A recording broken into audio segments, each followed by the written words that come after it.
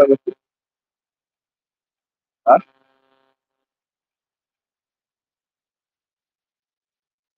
हो.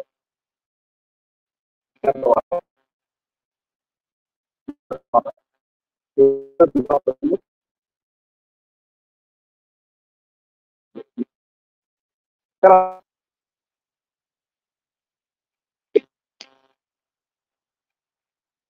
अरहं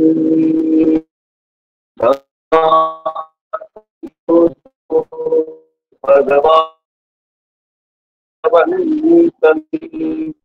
स्वाहातो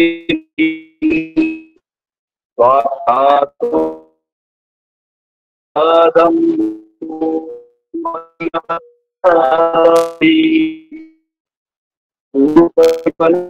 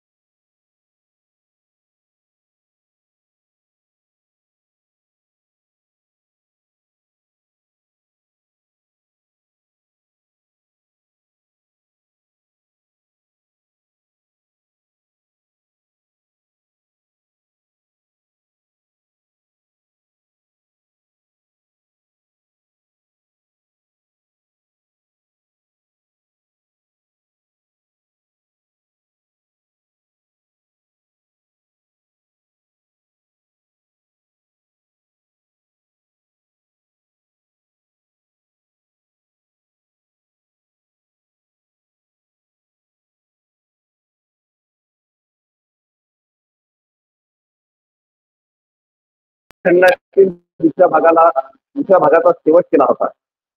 आणि त्या दुसऱ्या भागाच्या शेवटामध्ये आपण जो सिद्धार्थ गौतमाचा आणि बिंबिसार राजाचा जो संवाद आहे, त्या संवादाचा शेवट आपण ऐकला होता. त्यामध्ये गौतमाची उत्तर, त्याचा उत्तरार्ध बाकी होता, तो उत्तरार्ध आपण पूर्ण केला होता. त्या काही गोष्टींचा खुलासा केला. त्याप्रमाणे प्रत्येक व्यक्तीने जन्माला आल्यानंतर 3 पुरुषार्थ पूर्ण करावे असं अपेक्षित असते धर्माप्रमाणे. त्याप्रमाणे राजा बिंबिसाराने तू तुझ्या जीवनाचे ते 3 पुरुषार्थ आहेत ते पूर्ण करावे. धर्म, संपत्ती आणि सुख. तेव्हा धर्म, संपत्ती आणि सुख या तिन्ही पुरुषार्थाच्या मागे जो मनुष्य लागतो तो निश्चितच दुःखी होतो आणि त्याचा शेवट दुःखामध्ये होतो. असं सिद्धार्थ गौतमानं बिंबिसार राजाला उत्तर दिलं. आणि त्यानंतर त्याचं ते उत्तर ऐकून, उत्तरार्ध ऐकून शेवटी बिंबिसार राजाने हात जोडले की तुला जे वाटेल ते तू कर, परंतु तुला जगाच्या वेगळं जेव्हा काही प्राप्त होईल, तुला जेव्हा ज्ञान प्राप्त होईल, तेव्हा मात्र मला येऊन भेटतील आणि ते मला सांगतील अशी विनंती केली. आणि आश्वासन देऊन त्या दोघांनी एकमेकाचा निरोप घेतला. त्या निरोप घेतल्यानंतर एक शांततेची वार्ता त्यांच्या कानी पडते. ती वार्ता अशी की त्यांना हे माहीत काही काही 5 परिवाराचं त्या परिवाराचं नाव कौंडिन्य, अश्वजित, कश्यप, महानामा आणि भद्रिक असे 5 असतात, बरोबर. तर त्यांनी सांगितले की तुम्ही ज्या गोष्टीसाठी गृहत्याग केला, ज्या युद्धासाठी तुम्ही गृहत्याग केला, त्या युद्धाचं थांबलेलं आहे. तुमच्या समर्थनार्थ तिथली जनता रस्त्यावर उतरलेली आहे, त्यांनी मोर्चे काढले, निदर्शने केले, निवेदन दिले आणि ते आता शेवटी संघाला पुन्हा सभा बोलावं लागली आणि त्या सभेचा म्हणजे परिणाम असा झाला की युद्ध थांबवलं गेलं, लवाद मंडळ नेमलं गेलं. आणि शेवटचं प्रकरण आपण पाहिलं किंवा नव्या परिस्थितीच्या समस्या म्हणजे त्यांना जेव्हा माहित पडलं की ज्या गोष्टीसाठी मला गृहत्याग करावा लागला ती गोष्ट तर थांबलेली आहे, परंतु जगात फक्त एकच युद्ध आहे काय. मग तेव्हा त्यांना समजलं की जगामध्ये फक्त जेवढं कपिल वस्तूमध्ये होणार होतं, शाक्यन कोरियामध्ये होणार होतं, तेवढ्या उत्तरापुरतं तेवढ्या युद्धापुरतं ते मर्यादित आहे. तर जगामध्ये प्रत्येक ठिकाणी कलह आहे आणि तो कलह प्रत्येकाच्या अंतर्मनात आहे आणि बाह्य मनात सुद्धा आहे, बाह्य जगात सुद्धा कलह आहे. प्रत्येकाचं मन हे दुःखी आहे, अंतर्गत अनेक कलह सुरू आहेत, म्हणजे भांडणं सुरू आहेत आणि तसेच बाह्य भांडणं सुरू आहेत. त्याच्यासाठी त्यांनी असं त्यांना समजलं की प्रत्येक कुटुंबामध्ये भांडणं आहेत, भावाभावामध्ये भांडणं आहेत, आईमध्ये आणि मुलामध्ये भांडणं आहेत, बापामध्ये भांडणं आहेत, भावामध्ये भांडणं आहेत, बहिणीमध्ये भांडणं आहेत. मग या भांडणाचं काय, भांडणं कशामुळे आहेत आणि ते कशामुळे थांबतील हे मला शोधून काढायचं आहे. म्हणजे नेमकं त्यांना हे समजलं की त्याच्या मागे मूळ दुःख आहे. कोणत्याही कलामध्ये दुःख निर्माण होते आणि ते दुःख निर्माण होऊ नये, जर निर्माण झालं तर ते कसं थांबवता येईल, ते कसं नाहीसं करता येईल, यासाठी मी घरी परत जाता कामा नये, मी काहीतरी शोधून काढलं पाहिजे, दुःखावरचा उपाय मी शोधून काढला पाहिजे असं त्यांना वाटतं. आज आपण पहिल्या खंडाचा 3रा भाग सुरू करणार आहोत आणि त्या 3ऱ्या भागामध्ये आपण पाहणार आहोत नव्या प्रकाशाच्या शोधात. नवीन प्रकाश शोधायचा आहे. नवीन प्रकाश म्हणजे जी आधी आपण चर्चा केली की दुःखावरचं मूळ काय आहे, दुःख कशामध्ये आहे, दुःख कसं नाहीसं करता येईल, हा जो मार्ग आहे तो मार्ग त्यांना शोधायचा होता. आणि त्याच्यामध्ये शोधत असताना वेगवेगळे तत्वज्ञानी आहेत, तत्ववेत्ते आहेत, मोठमोठे महान तपस्वी आहेत, तपश्चर्य आहेत, अशा महान लोकांच्या आश्रमामध्ये त्यांचं तत्वज्ञान समजून घेण्यासाठी सिद्धार्थ गौतम पुन्हा प्रवासाला निघतात. आणि त्याच्यामध्ये सर्वात प्रथम ते जे भेट देतात विभूत ऋषीच्या आश्रमाला.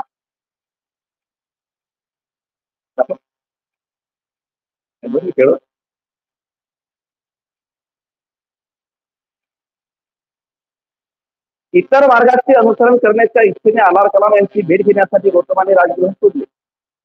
मार्गात त्याने भृगु ऋषीचा आश्रम पाहिला व तो पाहण्याच्या इच्छेने त्याने आश्रमात प्रवेश केला.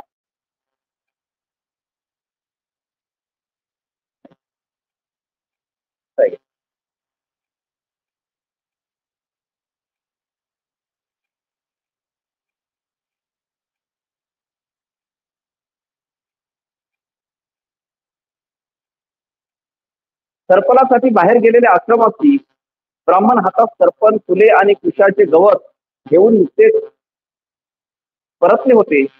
तपश्चेत अग्रगण्य आणि बुद्धिमान असलेले ते आश्रमासी आपापल्या पर्णकुटीत जाता ते गौतमास पाहण्यासाठी जमा. आश्रमवासियाच्या आदर सत्काराचा स्वीकार केल्यावर सिद्धार्थ गौतमाने आश्रमातील गुरुजनांना आदरपूर्वक वंदन केले. म्हणजे सर्वात प्रथम ते त्या आलार कलाम ऋषीच्या आश्रमामध्ये गेले आणि आलार कलाम ऋषीच्या आश्रमात गेल्यानंतर भृगु ऋषीच्या आश्रमात गेल्यानंतर तिथं काही आश्रमाचे म्हणजे त्या आश्रमामध्ये काही लोक बाहेर पडलेले होते. कशासाठी, तर त्यांना काही हे म्हणजे सरपण आणावे, सरपण म्हणजे इंधन, स्वयंपाक वगैरे करण्यासाठी जे खाण्यापिण्याचे पदार्थ तयार करायचे असतील त्यासाठी त्यांना इंधन आणायचं होतं. आणि त्यातले काही लोक तपस्येमध्ये गुंतलेले होते. आणि जेव्हा सिद्धार्थांना त्यांनी पाहिलं, सर्वांनी कुशलचं विचारलं, कसे आहात, काय आहात, काही कुशल आपण आज विचारतो तसं त्यांनी विचारलं आणि सर्वांचा एकमेकांनी सन्मान केला. मोक्षाची इच्छा बाळगणाऱ्या सूक्ष्म सिद्धार्थाने स्वर्गप्राप्तीसाठी निरनिराळ्या प्रकारच्या तपस्या करणाऱ्या तपस्यांनी भरलेला तो आश्रम पाहिल्यावर तो पलीकडे गेला. म्हणजे तपश्चर्या कशासाठी करतात ते लोक, तर त्यांना जगाचं कल्याण नको असते. तर तपश्चर्या करणाऱ्यांना मोक्षाची प्राप्ती किंवा स्वर्गप्राप्ती असे 2 मार्ग असतात. स्वर्गप्राप्ती नंतर मृत्यूनंतर आपण स्वर्गात गेलो पाहिजे, म्हणजे पुन्हा जन्म न भेटता स्वर्गात जायचं. आणि स्वर्गाच्या संकल्पना काय आहे का आपल्या सर्वांना माहित आहे. स्वर्गामध्ये वेगळ्या प्रकारचे अप्सरा असतात,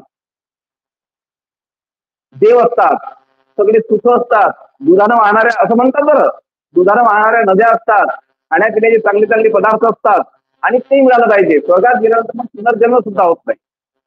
आणि दुसरी अपेक्षा ही असते की मोक्ष मिळाला पाहिजे. मोक्ष म्हणजे असा की जो जन्म मरणाचा फेरा आहे, असं काही शास्त्रांमध्ये लिहिलं आहे की जवळपास 84,000 जन्म मरण घ्यावे लागतात आणि तेव्हा पुन्हा माणसाचा जन्म मिळतो. अशा अनेक भरपूर संकल्पना शास्त्रांमध्ये सांगितलेल्या आहेत. त्या खऱ्या आहेत, खोट्या आहेत, त्याला अजूनही पुरावा विज्ञानानं दिलेला नाही. त्या मागून चालत आलेल्या, लोकांनी ऐकल्या, पुढे आल्या. एखाद्याला जर विचारलं याला प्रमाण काय, तर त्याला ते सांगतात की बा आम्ही आम्ही आमच्या आई वडिलांनी आम्हाला सांगितलं, त्याच्या आई वडिलांनी त्यांना सांगितलं होतं. अशा बऱ्याच गोष्टी आहेत समाजामध्ये, आहे की नाही. बऱ्याच गोष्टी आहेत अशा समाजामध्ये की आपण जर विचारलं, कारण कारण जर विचारलं सांगता येत नाही. म्हणजे एखाद्या वेळेस समजा काही गोष्टी आपण घरात केल्या, तर माझी आई मला बोलायची बा बेटा असं करत नसतात. मग तिला जर विचारलं बा असं का करत असतात, तर ते तिला सांगता येत नव्हतं. हा बाय असंच काय विचारत राहतो, म्हणजे विचारू नको पण करत नसतात. मग आपण जेव्हा त्याच्या खोलात गेलो असतो, त्याच्यापैकी काहीतरी थोडंसं वैज्ञानिक कारण सुद्धा कधी कधी सापडतात. म्हणजे समजा आता थोडक्यात एखादं उदाहरण जर द्यायचं सांगितलं झालं, तुम्ही एक उदाहरण देतो तुम्हाला.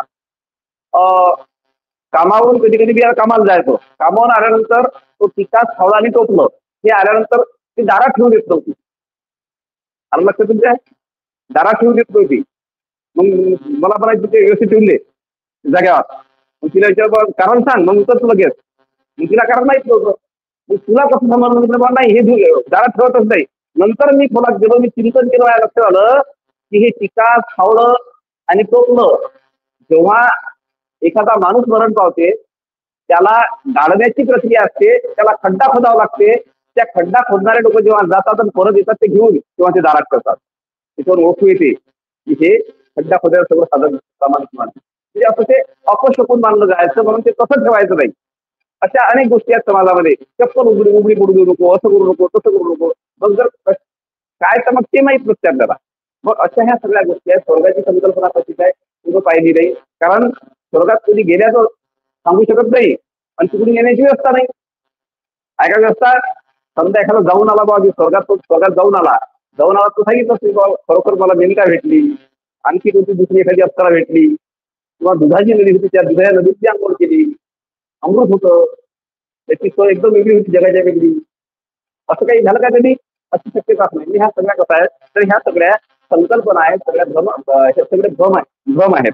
आणि त्यासाठी तपश्चर्या असायची. कारण काय दोन गोष्टी तपश्चर्यासाठी, स्वर्गप्राप्ती आणि मोक्षप्राप्ती. त्या सौजन्यशील सिद्धार्थाने त्या पवित्र तपोवनात तपस्यांनी चालवलेल्या तपश्चर्येचे निरनिराळे प्रकार प्रथमच पाहिले. त्यानंतर तपश्चर्येचे तंत्र आत्मसात केलेल्या भृगु ऋषींनी गौतमाला तपश्चर्येचे निरनिराळे सर्व प्रकार व त्यांची फले समजावून सांगितली. म्हणजे तपश्चर्या करण्याचे सुद्धा ते आत्म त्यांचे वेगळे असतात, पद्धती वेगळ्या असतात, प्रकार त्यांचे वेगळे असतात. ते सगळं त्यानं पाहिलं आणि याच्या आधी ते सिद्धार्थ गौतमानं कधी पाहिलं होतं. नंतर मग ते भृगु ऋषीकडे गेले, त्या भृगु ऋषीनं त्या आश्रम त्या तपश्चर्याचे प्रकार सांगितले आणि अशा अशा प्रकारची तपश्चर्या केली तर असं असं फळ मिळते. म्हणजे प्रत्येक तपश्चर्याचे फळ वेगळं आहे. स्वर्गात जायचं असेल तर ही तपश्चर्या, त्याचं आसन वेगळं. जर मोक्ष पाहिजे असेल तर त्याचं आसन वेगळं. आणखी जर काही गरज असेल तर मग त्याचं आसन वेगळं. म्हणजे हे सगळे जे तपश्चर्याचे प्रकार आणि त्याचे जे फळ आहेत, त्या फळाबद्दल कोणं समजून सांगितलं तर ते सगळं भृगु ऋषीने समजून सांगितलं.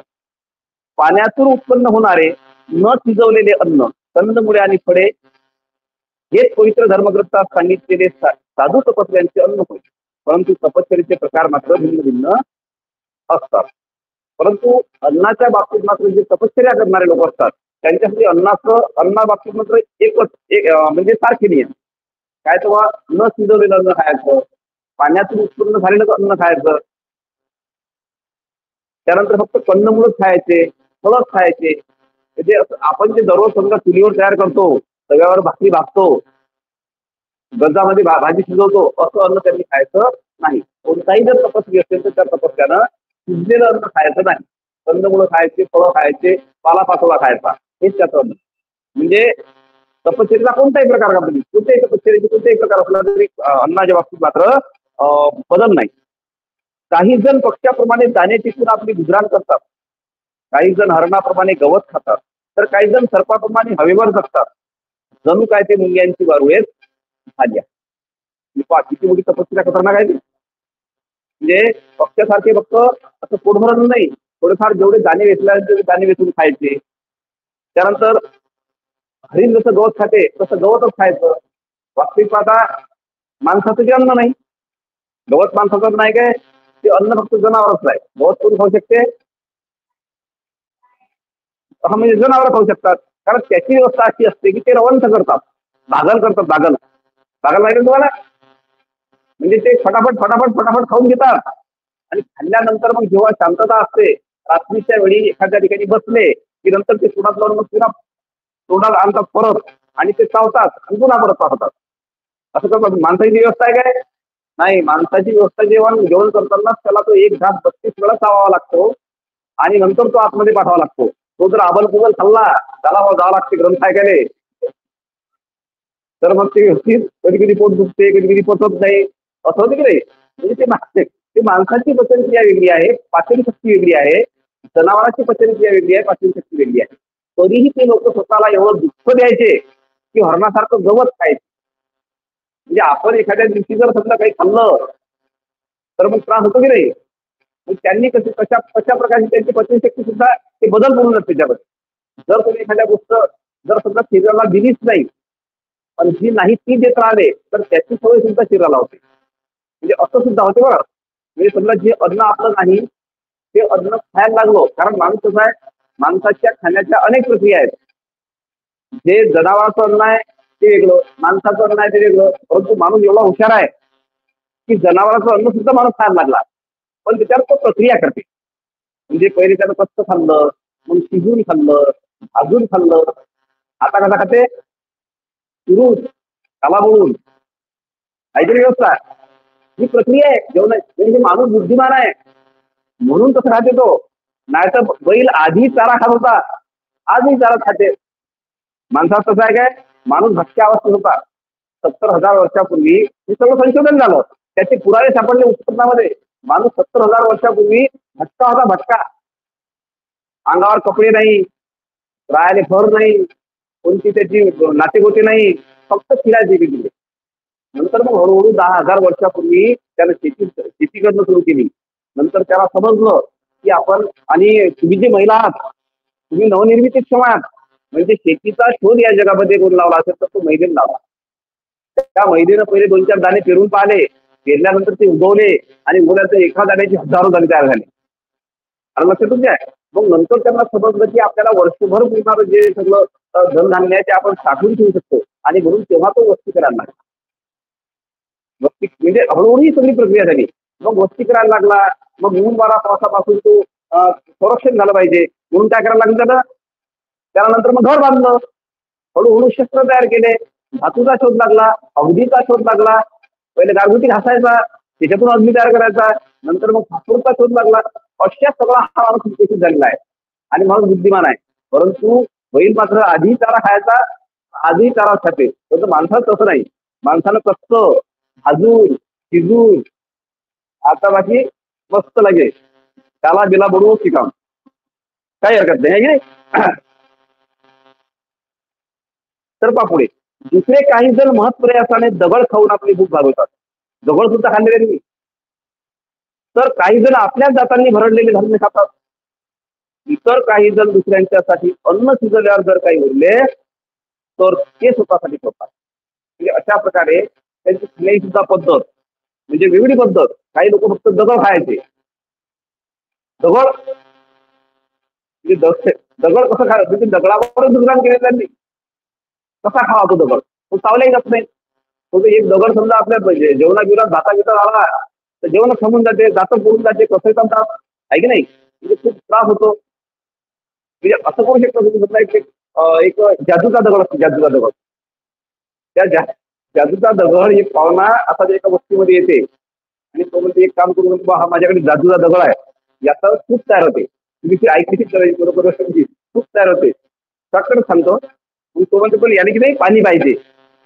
मग पाणी आणते एक जण. याने काय म्हणते मग आणखी काहीतरी टोमॅटो पाहिजे. मी टोमॅटो कापून त्या पाण्यात टाकते. याला थोडस हळद पाहिजे, मीठ पाहिजे आणि थोडा कांदा पाहिजे. मी ते सगळं एकत्र करते, त्याला गरम करते आणि तो दगड तेल टाकून देते. मग ते ऑलरेडी भाजीच तयार होते टोमॅटोची. आणि तो दगड वापस पुन्हा शिजवीत खूप झालं म्हणजे खूप तयार.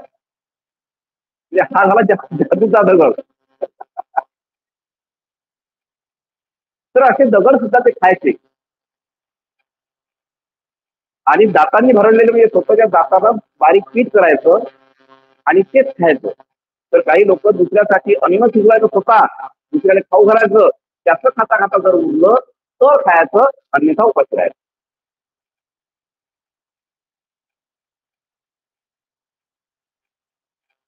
दुसरे काही जण आपल्या जखांचे धारे पाण्यात सतत भिजवून स्तोत्र गाऊन अग्नीला दोनदा अर्घ्य अर्पण करतात.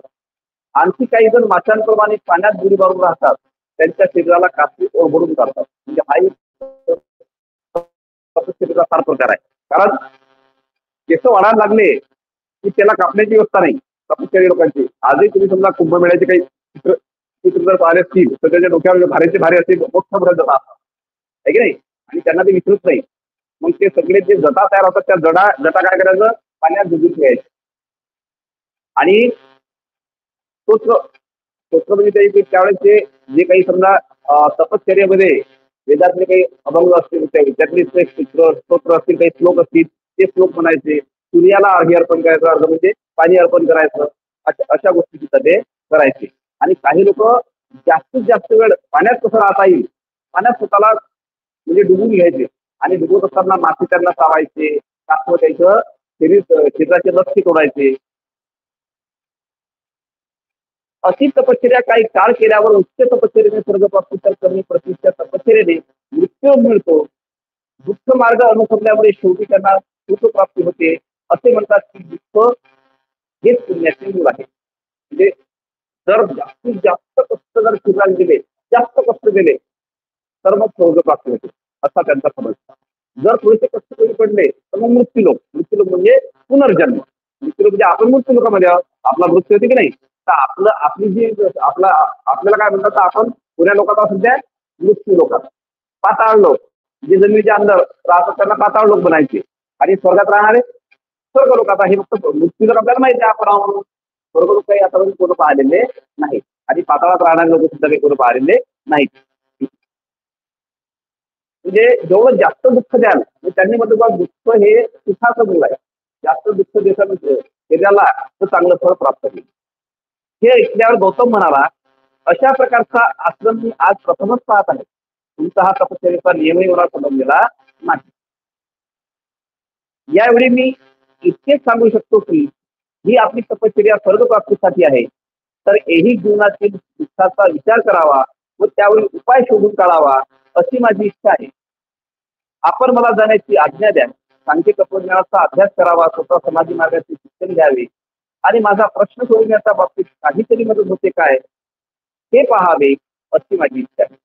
लगेच सगळं गौतमानं सुद्धा सगळं पाहिलं तेव्हा त्याच्या लक्षात आलं की हे जे तपश्चर्या आहे तपश्चर्या आपल्या काही कामाची नाही. म्हणून त्यांनी विनंतीपूर्वक, कारण एखाद्याच्या घरी गेलो आणि तिथं गेल्यानंतर त्यानं जर आपण जेवण व्यवस्थित केलं नाही, आपली आजारी व्यवस्थित केली नाही तर हातपाय झटकून निघून नाही यायचं, आहे की नाही? म्हणजे दणदण करून नाही यायचं हातपाय आपटून. तर काय करायला लागेल आपल्याला, विनयपूर्वक बोलावं लागेल की बा ठीक आहे तुमच्याकडे आलो आधी, तुम्ही चांगली चहादारी केली नाही केली तरी. कारण तो एक नीती नियम आहे समाजाचा. कारण कोणाच्या जरी घरी गेलो त्याला चांगले आधार केलं तर त्याचे आभार मानले पाहिजे. जर त्याला नाही आदर केले तरी त्याचे आभार माना हे अपेक्षित असते. आणि ते त्याचे आभार मानल्यानंतर तिथून निघून जावं हा साधा नियम आहे की नाही. आणि तिथं जे घडलं ते रस्त्याने पेरत जावं. त्याला पाणी नाही पाजलं, चहा नाही पाजला तर तसं करण्याची काही गरज नाही, आहे की नाही. म्हणजे अति फार सवय असते. परंतु तथागत म्हणजे यांच्याकडे विनय किती होता, त्याच्याकडे विनय किती होता की मग त्यांनी विनयपूर्वक त्यांना सांगितलं की तुमचा हा मार्ग जो आहे हा काही मला समजत नाही. मला काय करायचं आहे, मला काही स्वर्ग प्राप्तीची इच्छा नाही, त्याच्यामुळे मी तपश्चर्या काही करणार नाही. मला इथून जाण्यासाठी निरोप द्या आणि मला काय करायचं आहे तर माणसाला जे दुःख आहे त्या दुःखावरचा उपाय मला शोधून काढायचा आहे. आणि म्हणून मी समाधी मार्गातून मला काही मिळते काय त्याच्याकडे जातो आणि म्हणून मी इथून गेलं पाहिजे. पण तुम्ही नाही करू सगळ्या गोष्टी. या प्रमाणे तपश्चर्यात गुंतलेले असताना आपण मला अशा प्रकारे आश्रय दिला व अत्यंतिक दया दाखवली, परंतु आपणाला मला सोडून दूर जावे लागणार आहे, असा मी जेव्हा विचार करतो तेव्हा माझ्या चैतन्य सोडताना मला जसे दुःख झाले तसे मला दुःख झाले. म्हणजे पहा त्याच्याही पुढचं लगेच म्हणजे तुम्ही मला इथं ठेवून घेतलं, आदरातिथ्य केलं, जेव खाऊ घातलं, सगळं मार्गदर्शन केलं, पण आता मला जावं लागणार आहे. परंतु मला किती दुःख होत तुम्हाला होताना जेव्हा मी म्हणजे गृहत्याग केला, माझ्या आईवडिलांना सोडलं, माझ्या पत्नीला सोडलं, माझ्या मुलाला सोडलं, जेवढं दुःख तेव्हा मला झालं, तेव्हा आता तुम्हाला सोडताना दुःख होत आहे. मी किती चांगलं वाटी समजा. म्हणजे दुसऱ्याच्या मनाला स्पर्श करून त्याला एकदम सुखद धक्का देऊन तिथून ते निघून गेले.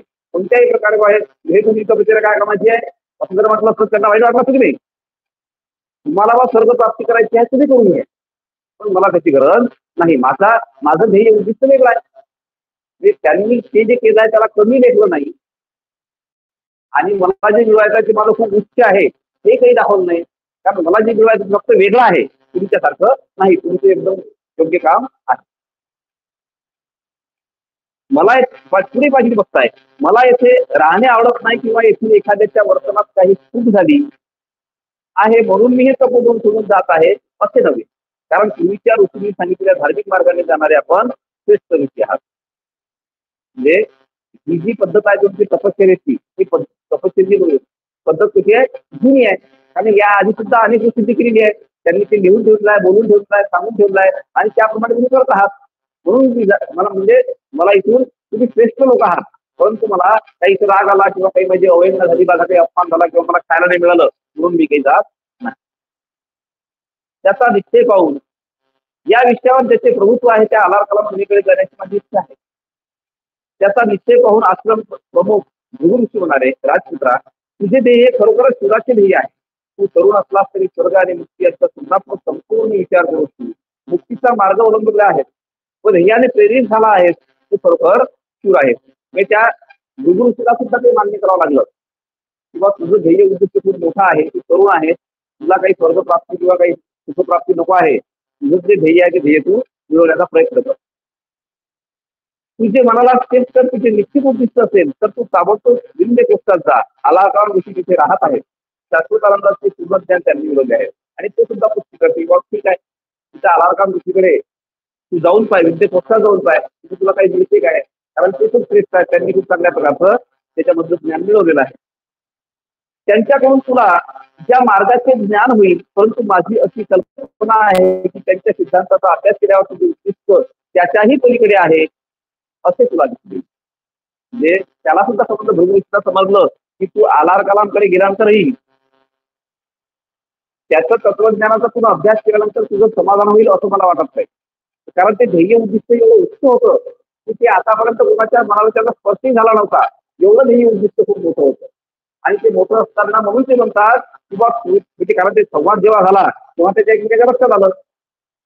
म्हणून ते म्हणतात की आलार कालांकडे गेल्यानंतर त्यांचं तत्वज्ञान समजून घेतल्यावर तुला काही तुझं समाधान होणार नाही.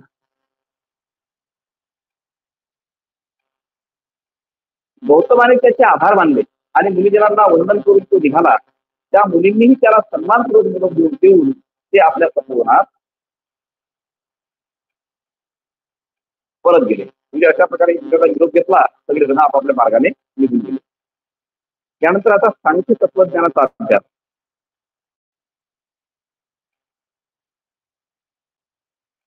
म्हणजे जेवढ्या तत्वज्ञानाचा सिद्धार्थ गौतमानं अभ्यास केला त्यापैकी जे सांख्य तत्वज्ञान आहे ते सांख्य तत्वज्ञान त्यांना थोडंसं आवडलं आणि पुढे त्यापैकी काही जे नियम आहेत महत्वाचे ते महत्वाच्या नियमांनी त्यांनी स्वीकार केला आणि आपल्या तत्वज्ञानावर सुद्धा ते त्यांनी म्हणजे ऍड केलं, मिळवलं.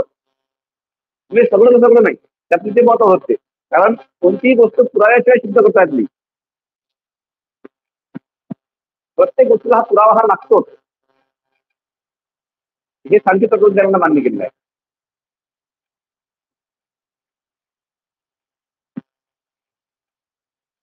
भृगु ऋषीचा आश्रम सोडल्यावर गौतम आलार कला मुलीचे वसतिस्थान शोधावयास निघाला.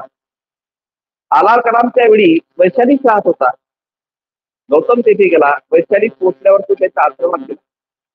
आलार कलामाकडे जाऊन तो म्हणाला, आपल्या सिद्धांताचा अभ्यास करण्याची माझी इच्छा आहे. त्यावर आलार कलाम म्हणाले, तुझे स्वागत असो. माझा सिद्धांत असा आहे की तुझ्यासारख्या बुद्धिमान माणसाला थोडक्याच काळात तो आकलन व ज्ञान होऊन तो आत्मसात करून घेता येईल आणि त्या सिद्धांतावर नुसार वर्तनही करता येईल. खरोखर हे उच्चतम ज्ञान संपादण्यास तू अगदी पात्र आहेत.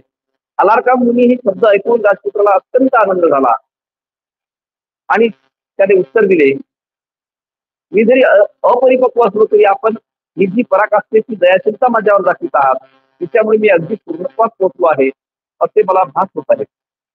म्हणून आपला सिद्धांत काय आहे कृपा करून ते मला आपण सांगाल काय.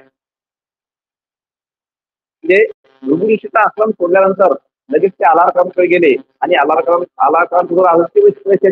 वैशलेला राहत होते आणि तिथे गेल्यानंतर त्यांनी समजा एकमेकांना नमस्कार चमत्कार करून सगळ्या गोष्टी त्याला सांगितल्या आणि तुमचा जो सांख्य तत्वज्ञानाचा जो सिद्धांत आहे सिद्धांताचा मला समजून घ्यायचा आहे आणि तो सुद्धा म्हणतो आलारकाम ऋषी सुद्धा म्हणतात किंवा तुझ्यासारख्या विद्वान माणसाला हा माझा सिद्धांत लवकरात लवकर समजेल आणि त्याप्रमाणे समजून तुला म्हणजे वर्तन तुला करता येईल आणि तू खरोखर हे जे उच्चतम ज्ञान आहे, चांगलं ज्ञान आहे, मोठं ज्ञान आहे, श्रेष्ठ ज्ञान आहे हे घेण्यास तू पात्र आहे.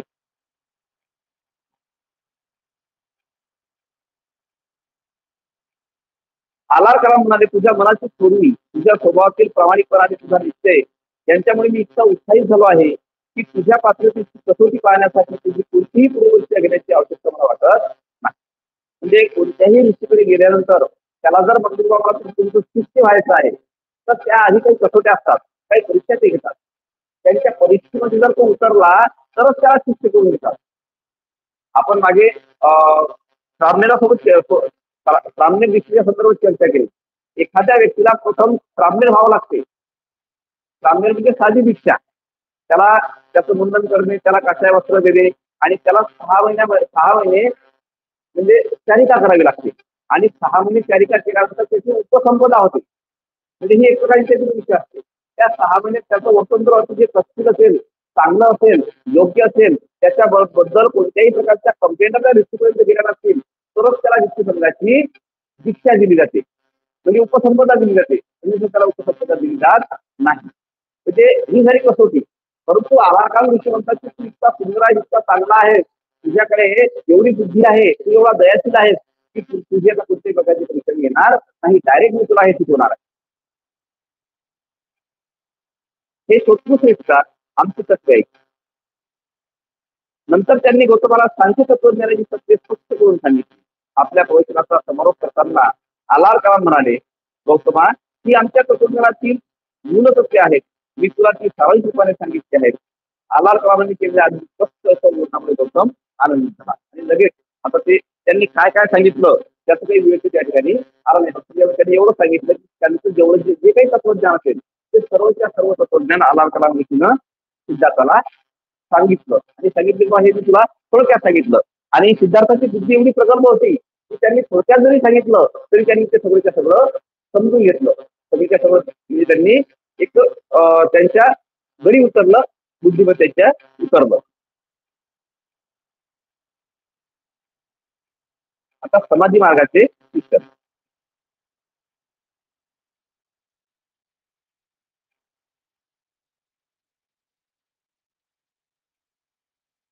आपल्या प्रश्नाचे उत्तर शोधण्यासाठी गौतम निरनिराळ्या मार्गाचे परीक्षण करीत असताना ध्यान मार्गाची म्हणजे समाधीची माहिती करून घ्यावी असं त्याला वाटतं.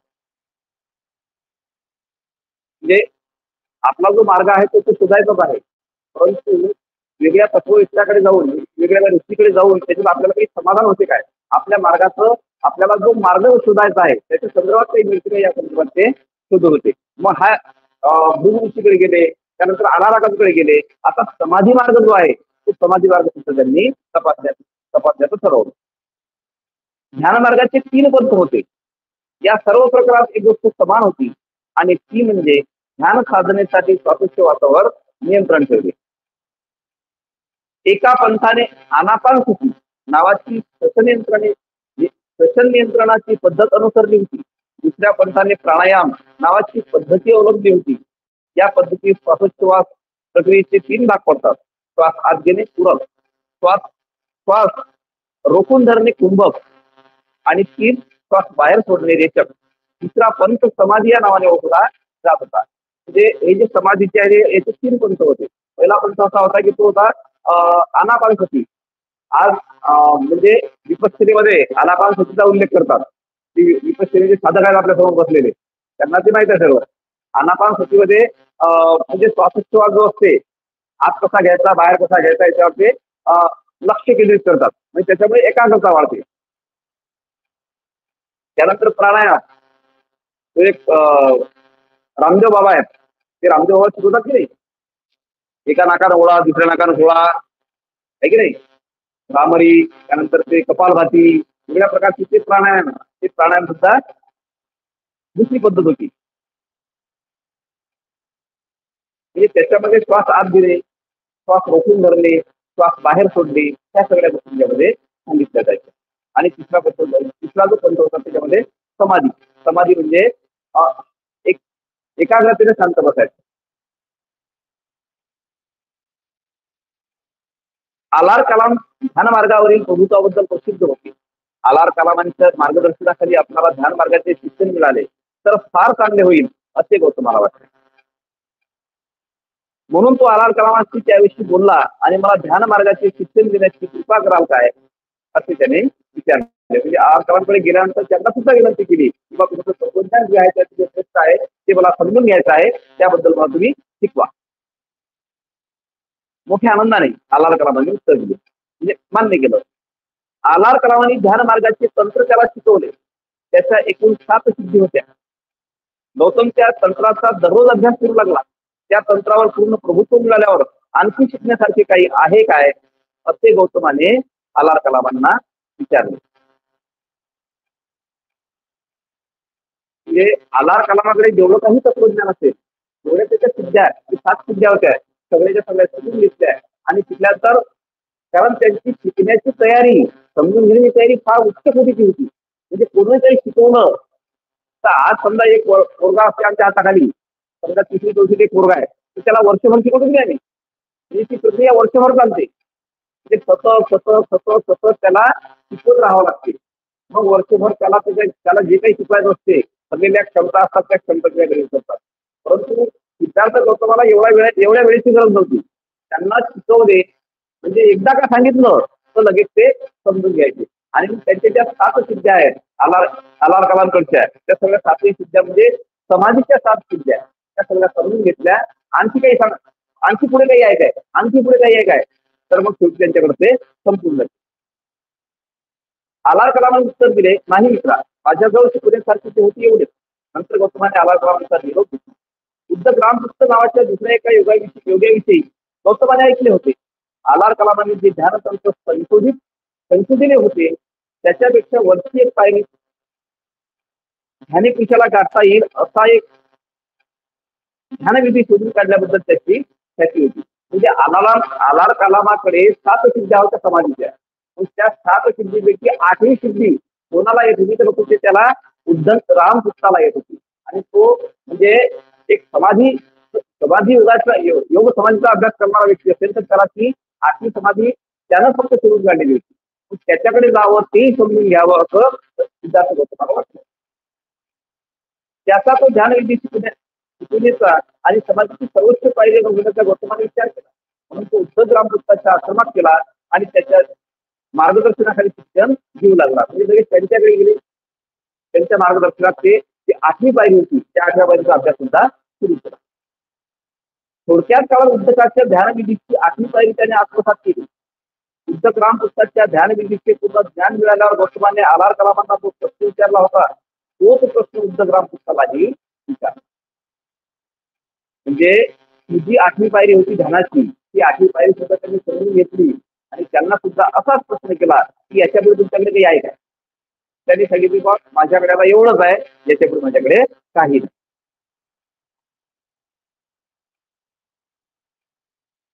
आणखी काही शिकण्याजोगे आहे काय. आणि उद्धव रामपुस्ताने उत्तर तेच उत्तर दिले, नाही मित्रा, तुला शिकवता येण्यासारखी यापेक्षा माझ्याजवळ काही नाही. आलार कलाम आणि उद्धव रामकृष्ण या ध्यान मार्गावरील प्रभुत्वासाठी कौशल देशात प्रसिद्ध होते. पण गौतमाने असे ऐकले होते की मगध देशातही अशा प्रकारे ध्यान मार्ग संपन्न योग्य आहेत, त्यांच्या पद्धतीचेही शिक्षण मिळावे असा त्याने विचार केला. त्याप्रमाणे गौतम मगध देशात गेला. म्हणजे हे जे लोक होते, आलार कलाम, उद्धव रामकृष्ण, हे कुशल देशामध्ये राहत होते. तर मग कुशल देशापेक्षाही आणखी मगध देशामध्ये काही अतिच योगी आहेत, अतिच तपस्वी आहेत, त्यांच्याकडे खूप चांगलं तत्वज्ञान असेल किंवा आहे, तर त्यांच्याकडे जावं असं त्याच्या मनामध्ये उर्मी निर्माण झाली आणि त्यांनी मग कौशल देश सोडून मगध देशामध्ये जायला सुरुवात केली. त्याला असे आढळले की त्याची ध्यान मार्गाची प्रक्रिया जरी श्वासोच्छवास नियंत्रणावरच आधारली होती, तरी कौशल देशातील प्रचलित प्रक्रियेपेक्षा ती निराळी होती. हे थोडंसं निराळेपणे वेगळेपण त्याच्यामध्ये त्यांना जाणवलं. ही प्रक्रिया श्वासोच्छवास करण्याची नव्हती, तर श्वासोच्छवास थांबून चित्ताची एकाग्रता साधायची होती. म्हणजे यांच्याकडे श्वासोच्छवासावर नियंत्रण करणे, पण याच्याकडे यांचं वेगळं होतं. एक श्वास आतमध्ये घ्यायचं, तो थांबवायचा आणि मग एकाग्रता वाढवायची. म्हणजे थोडंसं वगैरे पण त्यांच्यामध्ये होतं. गौतम ही प्रक्रिया शिकला. श्वासोच्छवास थांबून चित्ताची एकाग्रता करण्याचा जेव्हा त्याने प्रयत्न केला, तेव्हा त्याला टोचणारे तीव्र आवाज आपल्या कानातून बाहेर पडत आहेत. असे जणू काही तीक्ष्ण टोकाच्या सुरीने आपले डोके टोचले जात आहे असे आठवू लागले. मग त्याच्यामध्ये थोडीशी जाणीव झाली. इतरांचे ध्यान मार्गाचा जेव्हा समाधी मार्गाचा असेल, आणखी काही कोणत्या मार्गाचा असेल, जेव्हा अभ्यास केला तेव्हा असा अनुभव काही आला नाही, आहे की नाही. परंतु या मगध देशातले काही ऋषी होते, त्यांच्या ध्यान मार्गाचा जेव्हा त्यांनी अभ्यास केला, तेव्हा त्याच्या असं लक्षात आलं की आपल्याला काहीतरी काटे, आपल्या शरीराला काहीतरी थोडी काटे टोचत आहे. एवढंच नव्हे तर म्हणजे साखूसारखे जे तीक्ष्ण पदार्थ आहेत, तीक्ष्ण वस्तू आहेत, चाकू सुद्धा आपल्या डोक्याला टोचल्या जात आहे असे भास त्यांना, एक प्रकारे भास करू आपण त्याला, तसे भास त्यांना व्हायला लागले. म्हणजे खरोखरच त्यांच्या तत्वज्ञानामध्ये, त्यांच्या समाधी मार्गामध्ये, त्यांच्या ध्यान मार्गामध्ये काहीतरी वेगळेपण होतं, म्हणून त्यांना वेगळे अनुभव आले. ती दुःखदायक प्रक्रिया होती, तरी पण ती आत्मसात करण्यास गौतम यशस्वी झाला. समाधी मार्गाचे त्याचे शिक्षण अशा प्रकारचे होते. म्हणजे ती प्रक्रिया दुःखदायक जरी होती तरी लवकर त्यांनी आत्मसात केली. आत्मसात केली म्हणजे सुरुवातीला जेव्हा त्यांनी ध्यान मार्ग केला तेव्हा वेगळ्या प्रकारचे काटे टोचले, चिऱ्या टोचल्याचा भाग झाला. परंतु नंतर जेव्हा ते पूर्णपणे घडी उतरलं तेव्हा ते बंद झालं. आणि बंद होणे म्हणजे आपण विचार करून झालं. म्हणजे अशा प्रकारे जे ज्या ज्या ऋषीकडे ते गेले त्या त्या ऋषीकडे तेवढं ज्ञान होते त्याच्या पुरतं. परंतु सिद्धार्थ गौतमानं काय केलं, एवढं उपलब्ध असेल, ज्या ज्या ऋषीकडे, ज्या ज्या तपस्याकडे, ज्या ज्या तत्वज्ञाकडे जे जे उपलब्ध असेल, म्हणजे समाधी मार्गात काही बाकी ठेवलं काय, म्हणजे कौशल देशामध्ये जेवढे असतील तेवढे घेतले आणि मगध देशामध्ये जेवढे काही तपस्वी असतील तेवढीच्या तेवढे, म्हणजे त्याच्याकडे तरी त्याच्या पुरतं असेल, आहे की नाही. म्हणजे एखादा शिक्षक जर समजा एखादा विषय इंग्रजी शिकवत असेल, त्याला इंग्रजी खूप चांगलं येते, परंतु एखादा विद्यार्थी कसा असते, त्याला इंग्रजी येते, त्याला गणित येते, त्याला सायन्स येते, त्याला इतिहास भूगोल येते, सगळे विषय चांगले, आहे की नाही. म्हणजे त्या शिक्षकाला पुढचा धडा घेतो. म्हणजे शिक्षक शिकवताना चांगल्या प्रकारे शिकवतो, पण एकच विषय शिकवतो, परंतु विद्यार्थी मात्र सगळ्या विषयाचा आणि चांगल्या प्रकारे अभ्यास करते. शिक्षकाच्या त्याच्याकडे नॉलेज येते. म्हणजे गौतमाची स्थिती सुद्धा, सिद्धार्थ गौतमाची स्थिती सुद्धा अशीच झाली की जेवढे शिकवणारे होते, जेवढे तत्वज्ञ होते, त्याच्यापेक्षा सगळ्यात जास्त नॉलेज त्यांच्याकडे आलं त्या समाधी मार्गाचं, ध्यान मार्गात. आता आहे वैराग्याची कसोटी. सगळे मार्ग सोडून देतात आणि वैराग्य.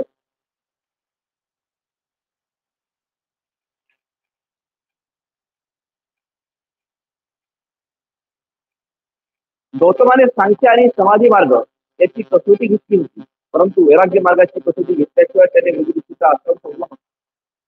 त्याला असे वाटले की त्या मार्गाचीही कसोटी घ्यावी आणि स्वतः अनुभव घ्यावा, म्हणजे त्याविषयी आपल्याला अधिकारवाणीने बोलता येईल. म्हणजे एखादी गोष्ट जर जीवनामध्ये आपण सोडली, समजा एखाद्याला इच्छित ध्येय गाठायचं आहे, समजा इथून आपल्याला अकोल्याला जायचं आहे की नाही, मग आपण वेगवेगळे मार्ग पाहतो, सायकलनं जायचं काय, मोटरसायकलनं जायचं काय, एसटी आहे काय, काही प्रायव्हेट गाडी आहे काय, आहे की नाही. मग तिथं बस स्टँडवर गेल्यानंतर त्याला काही सापडत नाही, तो परत येते, अकोल्याला काही पोहोचत नाही. मग एखादा घरी आल्यानंतर एसटी नाही भेटली, काहीच नाही, अरे मग साधा विषय होता, रोडवर जाऊन थांबतात, एखाद्या मोटरसायकल हात देतात, आरसूळ पर्यंत, दिंड्या फाट्यापर्यंत, कसा तरी पोहोचतात संध्याकाळपर्यंत. आलं लक्षात. म्हणजे जसं आता मग मग मग त्यानं त्यानं जर तसं केलं असतं त्याला काय वाटलं असतं, अरे तेही करून पाहिलं, एकही मोटरसायकल वाला थांबला नाही, हात देऊ देऊ मी एकदम बेजार झालो. म्हणजे अधिकारवाणी सांगता आलं असतं. पण हा जर बस स्टँडवरून परत आला, एसटी भेटली नाही, एखादी प्रायव्हेट गाडी भेटली नाही, त्याच्या परत त्याशिवाय परत येण्याचा काही पर्याय नाही. परंतु तो जर पुढे गेला असता, एखाद्या मोटरसायकल हात देऊन प्रत्यक्ष आलं असतं तर सांगता आलं असतं. मग हा म्हणते नाही झालं, ते नाही केलं काय, इथपर्यंत नाही गेलो नाही, त्याच्यामुळे ते मला जन्मच आहे की नाही. म्हणजे असं लोकांनी म्हटलं असतं कदाचित विचार करत होतं मलाही. कारण एखादा व्यक्ती जगामध्ये काही वेगळं करायला लागला की त्याच्याकडे फार नजरा टिकून असतात लोकांच्या, फार बारीक बारकाईने पाळतात, याचं काही चुकते काय, एखादं चुकलं त्याचं किती बरोबर असते त्याच्यावर लक्ष नसते. जे चुकते ते बरोबर फक्त तेवढंच लक्षात ठेवायचं आणि त्याचा मग बोबाटा करायचा. आलं लक्षात. म्हणजे चांगल्या मार्गावर असणाऱ्या व्यक्तीला फार जपून प्रत्येक पाऊल टाकावं लागते. म्हणजे म्हणजे असे अनुभव कोणाला येतात बरं, त्यात ते अनुभव तुम्हाला पाठीशी जास्त असतात थोडक्यात.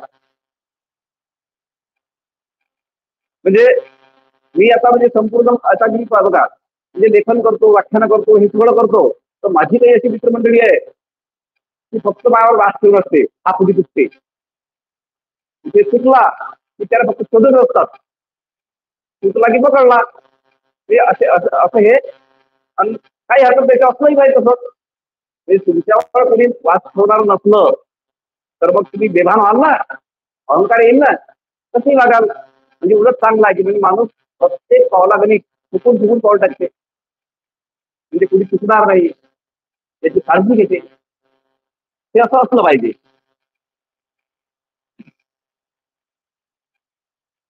गौतमाने सांख्य आणि समाधी मार्ग यांची कसोटी घेतली होती, परंतु वैराग्य मार्गाची कसोटी घेतल्याशिवाय त्याने भृगुऋषीचा आश्रम सोडला होता. वाचलं का म्हणे, हा अधिकारवादीपर्यंत आला होता.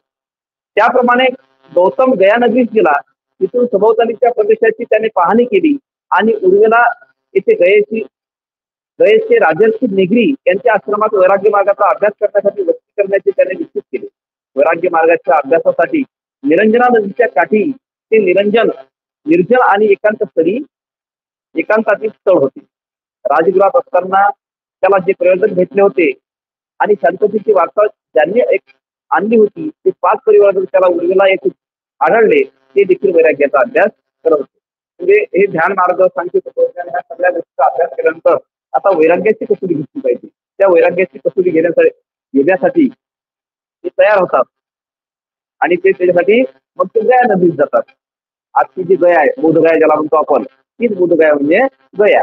त्या गयेला जातात, तिथे एक राजर्षी निगरी नावाच्या एका व्यक्तीचा आश्रम असतो, त्या आश्रमामध्ये ते तिथं वैराग्य.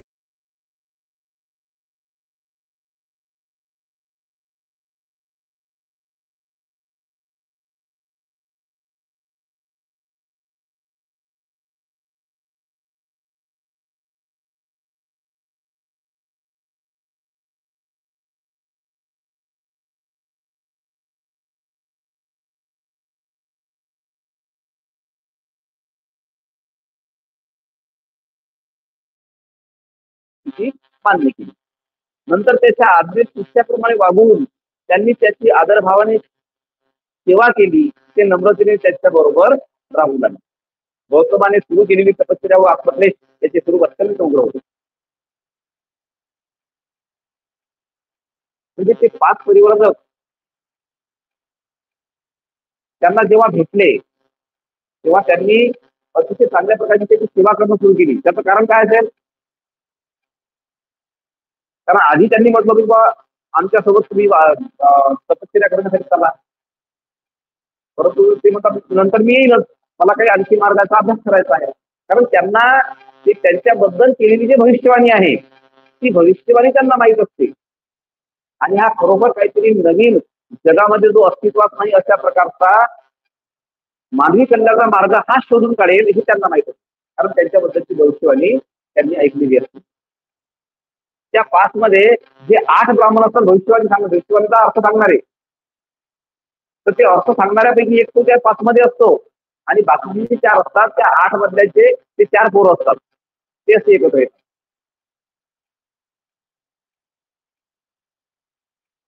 गौतमाने सुरू केलेली तपश्चर्या व आत्मक्लेश याचे स्वरूप अत्यंत उग्र होते. काही वेळ तो भिक्षेसाठी 2 घरी जाईल, पण दर दिवशी 7पेक्षा अधिक घरी तो जात नसे. प्रत्येक घरी केवळ 2 घासाची भिक्षा घेईल, पण 7पेक्षा अधिक घासाची भिक्षा तो स्वीकारीत नसे. म्हणजे हे आपण नंतर मग त्यांनी हे काय केलं, हे काही भिक्षुक संघासाठी जे आपण सांगितले किंवा 227 नियम असतात, त्या 227 नियमामध्ये मग याचा त्यांनी अंतर्भाव केला. परंतु सुरुवातीला प्रत्यक्ष ते कसे जगले, पूर्ण घरी भिक्षा मागायची. सात सात सात म्हणजे जर समजा असं वाटलं तर 7 घरी जायचं नाही. भिक्षा 2च घासाची घ्यायची, 7 घासापेक्षा जास्त भिक्षा घ्यायची नाही. म्हणजे आजच्या जे भिक्षू जर समजा एखादा भिक्षा मागायला गेला, आता भिक्षा मागायलाच नाही कुणी. मागच्या पण भिक्षू बनतेजी कधी भिक्षा मागताना पाहिला का तुम्ही? म्हणजे भिक्षा मागताना त्याला काय म्हणा काय म्हणतात ही आपल्याला माहित नाही. एका जणाने मला असाच प्रश्न केला की म्हणे भिक्षू, मी प्रश्न केला त्यांना, मी त्याला विचारलं म्हटलं का हो, ते भंतेजी पहिले चारिका करत होते, भिक्षाटन करत होते, त्याला पाली म्हणजे पाली भाषेत त्याला पिंडपात सुद्धा म्हणतात. म्हणजे पिंडपात म्हणजे भिक्षा मागणे.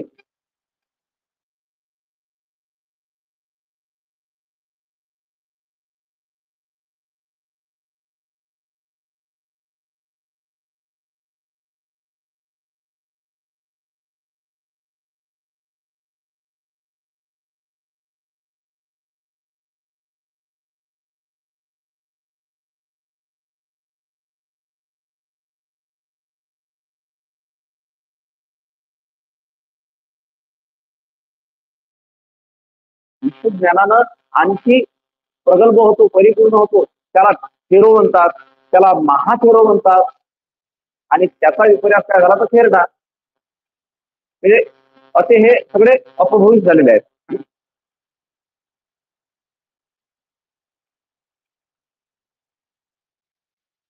दररोज तो फक्त एक वाटीभर अन्नावर जगत असे, पण 7 वाट्यापेक्षा अधिक अन्न तो स्वीकारीत नसे. काही वेळा तो दिवसाकाठी एकदाच किंवा दर 2 दिवसांनी एक वेळा याप्रमाणे जेवत असे. कधी आठवड्यातून एकदा तर कधी 15 एकदा, याप्रमाणे ठराविक प्रमाणात अन्न भक्षण करण्याचा त्याचा कडक नियम असतो. म्हणजे अन्नावर खाण्यावर जास्तीत जास्त नियंत्रण, कमीत कमी कसं खाल्लं जाईल. कारण नंतर मात्र जेव्हा प्रत्यक्ष विष्णू संघ स्थापन झाला, ते सुद्धा चारिका करू लागले. कारण वयाचे 45 वर्ष त्यांनी फक्त प्रचार प्रसार करण्यासाठी घालवले.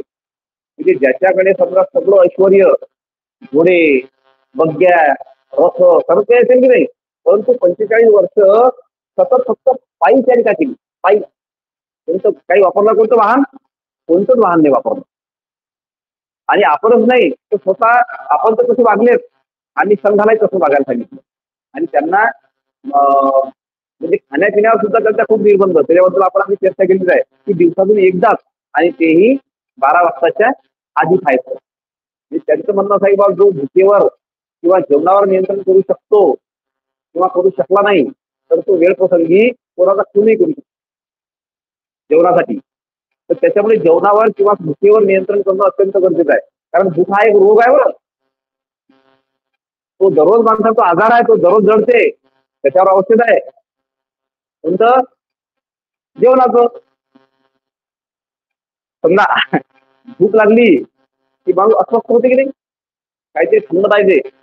आणि ज्याच्या अंगावर जास्त चरबी असते त्याला जास्त भूक लागते, जो जास्त जाडा असते त्याला जास्त भूक लागते पाचशी.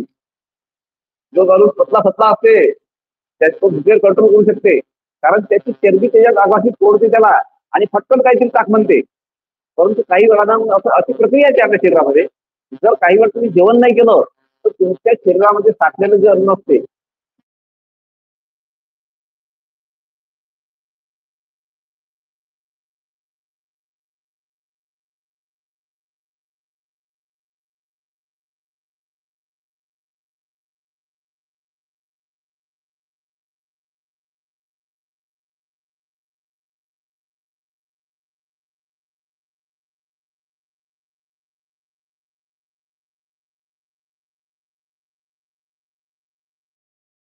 असं उपवास ठेवले ते पण वेळा जेवायचं 3 महिने.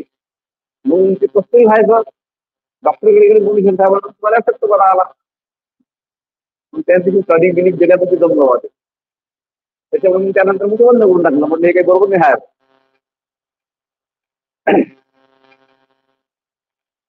म्हणजे मॅडम नाही ठेवले सोबत होतो आम्ही.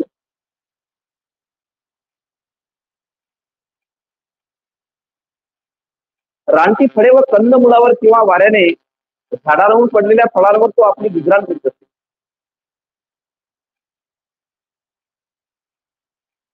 त्याचे कपडे तागाचे, धुळीच्या ढिगात सापडलेल्या तागासारख्या चिंध्यांचे, झाडांच्या सालीचे, काळीजाच्या सबंध किंवा अर्ध्या कातड्याचे, गवताचे, झाडाच्या सालीचे किंवा लाकडाच्या पट्ट्याचे, माणसाचे किंवा जनावराचे केस विणून केलेल्या घोंगडीचे किंवा घुबडाच्या पंखाचे. म्हणजे खाण्यावर तर समजा नियंत्रण होतच होतं, परंतु कपडे कसे घालायचे याच्यावर नियंत्रण. चिंध्यापासून तयार केलेले कपडे. म्हणजे सुरुवातीला जेव्हा संघ स्थापन झाला, संघ स्थापन झाल्यानंतर राजघरातील लोक त्याच्याकडे वळत होते. मग त्यांनी एक नियम केला होता की भिक्षू संघाला जे चिवर घातलं जाईल ते चिवर फक्त पिंड्यावरच्या चिन्ह्या गोळा करायच्या आणि त्या चिन्ह्यापासून चिवर तयार करायचं पण तेच घालायचं. म्हणजे काय होईल मग समजा एखादा राजघरातला चांगला सुखवस्तू घरातला माणूस आहे तर त्याला ते कसरी वाटेल की नाही, त्याला ते घाला वाटणार नाही ना. म्हणजे जर अशी सगळी तयारी असेल तर तो भिक्षू हो. म्हणजे त्याच्यावर जे आरोप व्हायचे किंवा हे काहीतरी अमिष दाखवतात, काहीतरी आपल्याकडे आकृष्ट करून घेतात, यांच्याकडे काहीतरी जादू आहे, यांच्याकडे काहीतरी चमत्कार आहे. मग असे असे वेगळ्या प्रकारचे नियम नंतर मग काय कालांतरानं ते नियम बदलून टाकले. आजही जे ज्ञानज्योती भंते जी आहेत ते दुकानदारी आहे, दुकानदारी ही एक अवस्था आहे त्याची. तर त्याच्या ते भंतेजी मरण पावतात, ते मरण पावलेल्या भंतीच्या त्या याच्यावरचं रेतावरचं ते त्यांचं हे असते, त्यांचं शिवर किंवा आलं लक्षात म्हणजे त्यांचे शिवर बाजू कधी फाटलेलं असते. नवीन शिवर ते घालत नाही, एकदम नवीन कपड्याचं शिवर त्यांच्या अंगावर कधीच नसते. म्हणते ज्ञानज्योती ते जात नाही का पैदल त्याच्यापर्यंत भाऊपर्यंत आपल्यापासून. तर ते सगळे तो नियमांचा भाग आहे. आणि हे सगळे नियम जे आहेत, खाण्यापिण्याचे नियम असतील, कपडे घालण्याचे नियम आहे असतील, हे सिद्धार्थ गौतमानं बुद्ध होण्याच्या आधीच सगळे अंग म्हणजे पाहून घेतले झाले. म्हणजे त्यांना काही त्रास झाला असेल काय, समजा आपल्यासारखा जर या काळात मृत्यू झाला तर काय होईल मग, संध्याकाळी चिरून फास लागेल ना, त्याच्याशी पर्याय नाही. नाहीतर रात्री उठून एखादं झोडीतलं काही काढून, कारण तो पर्याय नसते. कारण तसं आपल्या शरीराला आपल्या शरीराची तशी ठेवण नसते. जोपर्यंत आपल्या ते सगळ्या गोष्टी आपण सहन करत नाही.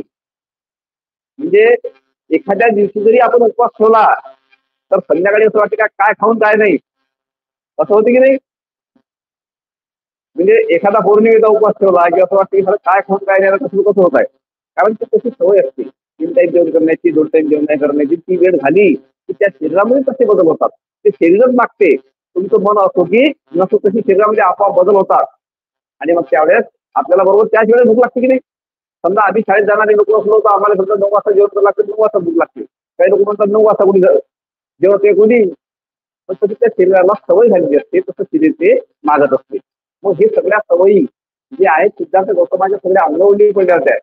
म्हणजे त्यांनी एवढं स्वतःला कष्ट दिले की शायदही त्या तपश्चर्याच्या इतिहासात, वरंगीच्या इतिहासात मध्ये एवढं कोणी केलं असेल. म्हणजे मग कोणाला बोट दाखल जागा ठेवली काय. म्हणजे बुद्धानं जे ताकदीनं मांडलं, 45 वर्ष जे तत्वज्ञान ताकदीनं मांडलं, ते ताकदीनं मांडण्याच्या मागे हे अनेक कारण होते. कारण ते काही आपोआप मिळालं नाही त्यांना. कारण त्यांनी एकदा एका ठिकाणी असा उल्लेख केलेला आहे, एक अमृतसर निकायामध्ये ठीक निपातामध्ये एक त्यांनी एक कथा सांगितलेली आहे. ती कथा भिक्षूला सांगितली होती. भिक्षूला सांगताना त्यांनी सांगितलं की बाबा जीवनामध्ये जर काही मिळवायचं असेल तर महत् प्रयासाने मिळवत पाहिजे, सहज काही मिळत नाही. त्यांनी सचेतन राजाची गोष्ट त्या भिक्षूंना सांगितली होती. तर सचेतन राजा असा होता की त्या सचेतन सचेतन राजा त्याला असं समजलं की बाबा 6 महिन्याने युद्ध होणारा एक राजा आपल्याला आक्रमण करणार आहे, असं त्याचे गुप्त यंत्रणा जी आहे ती त्याला सांगते. मग तो एक रथकार असते, सौम्य रथकार, त्याचं नाव सौम्य असते. रथ तयार करते. मग तो त्या रथकाराला जवळ बोलावते सौम्याला आणि त्याला विचारतो की म्हणजे आपल्याला 6 महिन्याने शक्यतो युद्ध होण्याची शक्यता आहे. त्यासाठी आपल्याला एक चांगल्या रथाच्या चाकाची जोडी चांगली पाहिजे. चांगल्या अतिशय उत्कृष्ट अशा रथासाठी चाकाची जोडी पाहिजे. तू करशील काय. तो म्हणजे काय हरकत नाही. महाराज मी करून देईल. मग 6 महिने व्हायच्या आधी एक आठवडा बाकी असते. त्या एक आठवडा बाकी असताना त्या सौम्याला काही सेवक राजा काही सेवक पाठवून बोलावून घेते. म्हणजे मी तुला म्हणजे 5 महिने 3 आठवड्याच्या आधी तुला सांगितलं होतं की मला एक चाकाची जोडी पाहिजे, तू केली काय? म्हणजे महाराज म्हणते मी एकच चाक तयार करू शकलो. मी सोबत आता राजा म्हणते 8च दिवस राहिले. 8च दिवस राहिले आता. आता तुला 5 महिने 3 आठवड्यामध्ये एकच चाक तयार केलं, आता कधी तयार करते? म्हणते हो, मी 8 दिवसात चाक तयार करू शकतो. मग म्हणे बा ठीक आहे कर. मग त्याने 5 महिने 3 आठवड्यात एक चाक तयार केलं आणि शेवटच्या आठवड्यामध्ये एक चाक तयार केलं आणि दोन्ही चाक राजाच्या समोर हजर केली. मग राजाने जेव्हा ते पाहिले तेव्हा राजाच्या लक्षात आलं, रे तुने हे जे चाकाची जोडी तयार केली याला एवढा मोठा वेळ लावला, ते लगेच तयार केलं, म्हणजे फरक तर मला काहीच दिसत नाही. कोण महाराजांचा फरक आहे. मग काय फरक आहे मला सांग, मला दिसत नाही, माझ्या डोळ्याला काही नाही दिसत आलं. मग त्यानं काय केलं, पहिलं चाक जे आहे जे 5 महिने 3 आठवडे लागले होते बनवायला, असं त्यांनी ते त्याला गती दिली, लोटून दिलं. लोटून दिल्यानंतर खूप अंतरावर चालत चालत चालत चालत असं फिरत फिरत फिरत गेलं आणि विशिष्ट अंतरावर जाऊन ते जसं जसं तसं स्थिर उभं राहतं. मग काय झालं, ते दुसऱ्या चाकाला त्यानं गती दिली आणि ते अर्ध्यापेक्षा कमी अंतर गेलं आणि जाऊन आणि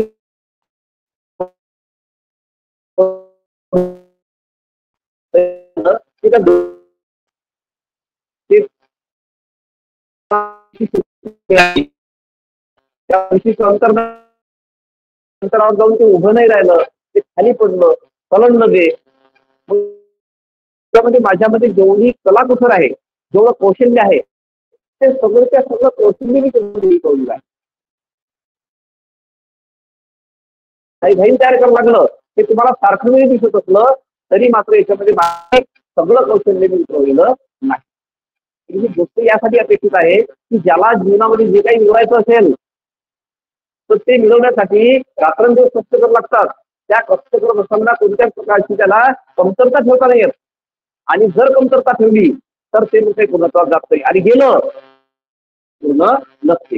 म्हणजे ही गोष्ट शाळेत जाणारे मुलं जे असतील, कॉलेजमध्ये जाणारे जे मुलं असतील, त्या मुलांच्यासाठी सुद्धा हे महत्वाचे आहे की काही काळात जीवनामध्ये काही मिळत असेल, जसं बुद्धानं 2,500 वर्षापूर्वी तसंच केलं.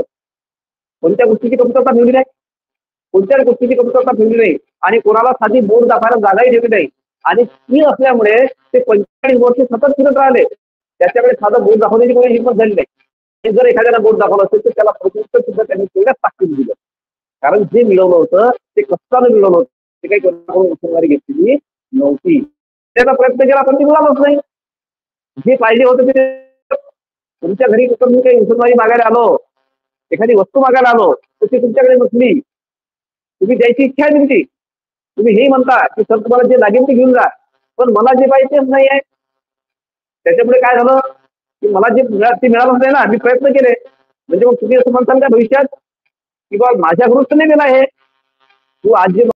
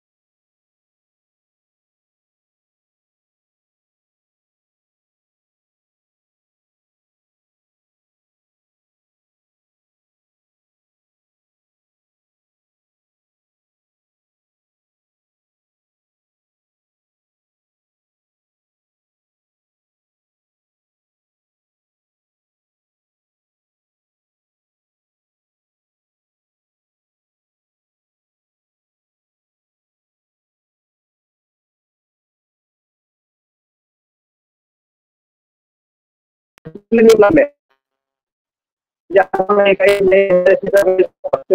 खाण्याकडे लक्ष नाही, आपल्याकडे लक्ष नाही आणि मग एवढे पुढे लागले. म्हणजे एका अं, एक ऋषी आपण त्याला खरी गोष्ट आहे की खोटी गोष्ट आहे तर एका ग्रंथामध्ये एक ऋषी एवढी तपश्चर्या करते की त्याच्या अंगावर वाळून वाळून तयार होते. त्या वराला जगू शकते माणूस नंतर जिवंत राहील त्याचं. म्हणजे असे यातल्या काही गोष्टी घेऊन तसा म्हणजे उसनवारी थोडीशी होऊन ते लिहिण्याचा तो प्रयत्न केलेला आहे असं याच्यावरून सिद्ध होते. अरण्याच्या भयान अशा अंतर्भागात त्याने आपली वस्ती केली होती. तो भाग कोणाच्याही अंगाचा सरका होईल इतका भयान होता. त्यात जाण्याचे धाडस केवळ मूर्ख मनुष्यच करू शकला असता. जेव्हा हिवाळ्यात रात्री अत्यंत कडक थंडी असते तेव्हा कृष्ण पक्षाच्या रात्री तो उघड्या हवेत राहत असे आणि दिवसा तो काळाकुट्ट गर्द झाली की ज्या ठिकाणी दिवसा म्हणजे कृष्ण पक्ष जे अमावस्यापर्यंत जो काळ असते 15 दिवसाचा त्याला कृष्ण पक्ष म्हणतात आणि जो अमावस्येपासून जो पौर्णिमेपर्यंतचा काळ असतो त्याला शुक्ल पक्ष. चंद्र शुक्ल पक्षामध्ये चंद्र मोठा मोठा होत चालतो आणि कृष्ण पक्षामध्ये चंद्र लहान लहान होत चालतो. तर अशा काळामध्ये आणि ऊन जर पडलं समजा कडक ऊन असलं तर त्या कडक उन्हामध्ये स्वतःचं अंग भाजून घेणे दिवसभर तिथे उभं राहणे. रात्री ज्या ठिकाणी बाहेर गर्दी होते तिथल्या घामाच्या लोटचे लोट सुटतात अशा ठिकाणी जाऊन बस. परंतु पावसाळ्यापूर्वी जेव्हा कडक उन्हाळ्याचा शेवटचा महिना येईल तेव्हा दिवसात भाजून काढणाऱ्या उन्हात राहील जळलेल्या हाडाची तो स्मशान होईल. त्यानंतर 2 दिवसासाठी फक्त गाडीच्या एखाद्या गाण्यावर एखाद्या शिरावर किंवा तांदळाच्या एखाद्या कणावर विश्राम घेऊ लागेल.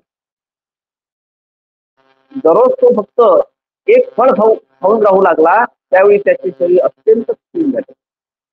तो आपले पोट तर त्याच्या पाठीचा कणा त्याच्या हाताला लागे आणि जर तो पाठीचा कणा कापू लागला तर त्याचे पोट त्याच्या हाती लागे. इतके त्याचे पोट त्याच्या पाठीच्या कण्याला चिकटले होते आणि याचे कारण तो अत्यंत कमी खातो. अन्नासाठी कपड्यांसाठी आणि स्वतःला एवढा मोठा त्रास दिला की ते आपण आता काही लोकांच्या घरामध्ये ते फोटो असतात अंगावर अजिबात मास्क नाही जेवढी चांगली आहे ते चांगली पूर्ण हाडांना चिकटलेली कारण तुम्ही ते एकदम पोट खोल सगळ्या बरगड्या स्पष्ट दिसतात. म्हणजे ती अवस्था अशी होती की जर समजा पोटाला हात लावला तर पाठीचा कणा हाताला लागायचा पाठीला हात लावला तर पोट हातात यायचं म्हणजे अजिबात मास्क गायब झालं होतं आणि शरीर एकदम सून झालं होतं. ते एवढे मोठे कष्ट त्यांनी घेतले आणि शेवटी एवढं करूनही त्यांना काही समजत नाही. म्हणजे तो नवीन मार्ग जो शोधायचा होता त्या नवीन मार्गाचा सदा अंश त्याच्या हातामध्ये लागत आजोबाकडे. नक्की मे शरणं अय्यं बुद्धो मे शरणं वरं एतेन सत्यवचेन होतु मे जयमङ्गलम्. नक्की मे शरणं अय्यं धम्मो मे शरणं वरं एतेन सत्यवचेन होतु मे जयमङ्गलम्. नत्थि मे शरणं अय्यं संघो मे शरणं वरं एतेन सत्यवचेन होतु मे जयमङ्गलम्. साधु साधु साधु बुद्धं नमामि धम्मं नमामि संघं नमामि. तथागत भगवान बुद्ध की डॉक्टर बाबासाहेब आंबेडकरांचा महात्मा ज्योतिराव फुलेंचा छत्रपती शिवाजी महाराजांचा भारतीय संविधानाचा जय भीम.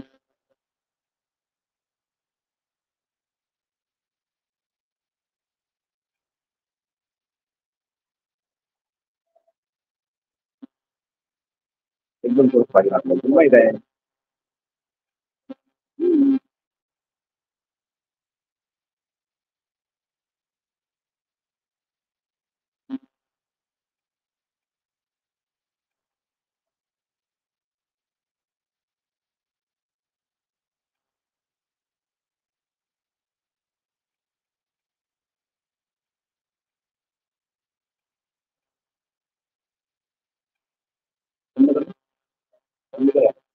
हा हा बोले ऑप्शन काय बोलू बोले